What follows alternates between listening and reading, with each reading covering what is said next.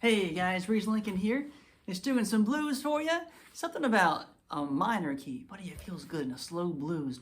There's a version that came out years ago. B.B. Coleman, Sky is Crying.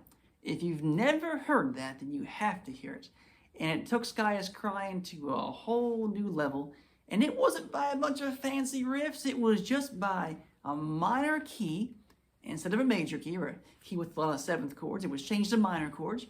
And then a lot of those really slow, bluesy riffs. And buddy, it hit you. And so it was something about a minor key. And as I'm soloing, a few things I think about.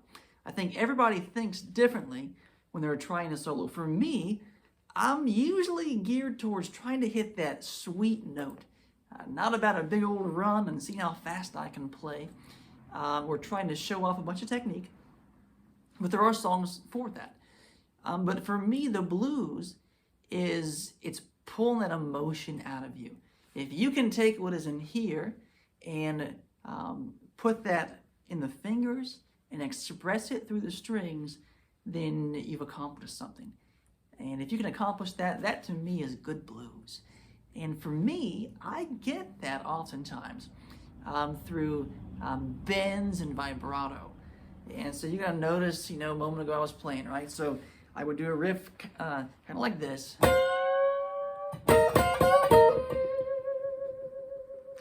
me, that captures a lot of emotion.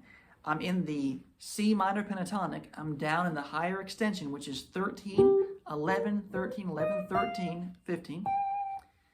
And that area right there. And I'm bending that Albert King style bend though, right? It's that. But instead of doing it the average way to do it, I purposely grab two of the strings. And when I bend, I keep them together. And then I separate them right there. And I finish off with a nice, consistent vibrato. And to me, that just grabs you. So riffs like that, and it's hard not to make a face when you're doing that.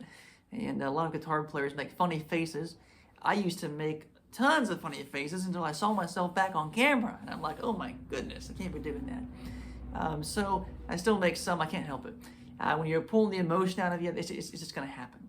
Also, you're gonna see in some of my playing here, I'm in the pentatonic scale, right in the main section. Right there, right in the key of C.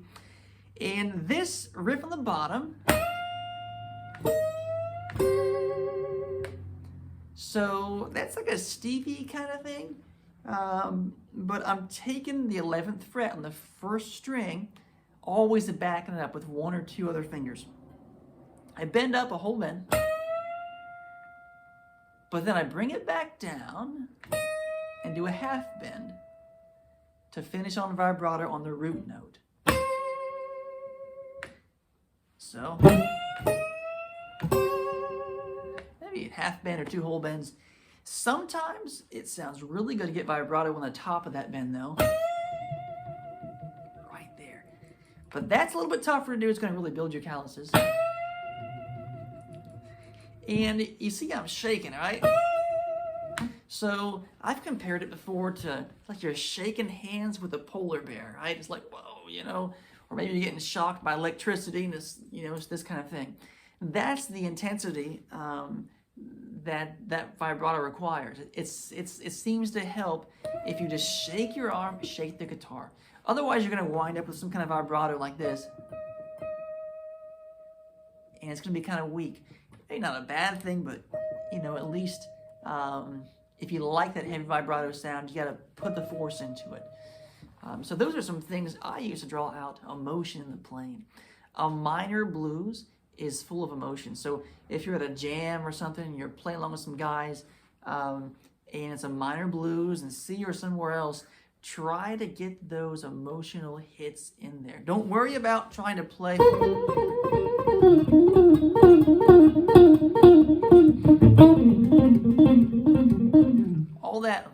all that fast stuff, right?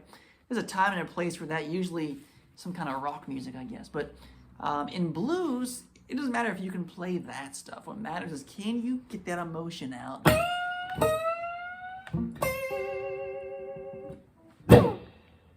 That's where it's at, right? And it's going to be done by bends and vibrato. Those two techniques back to back. So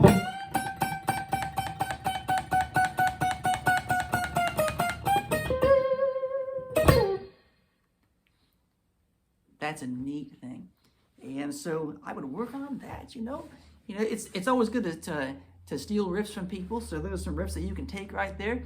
I used to go to concerts with a notepad in hand, and I'd watch the guitar player. And for the good ones, I would take notes about what they were doing so I could learn from it. So anyways, so you guys keep on listening and playing the blues out there and keeping it alive, and we'll see you next time.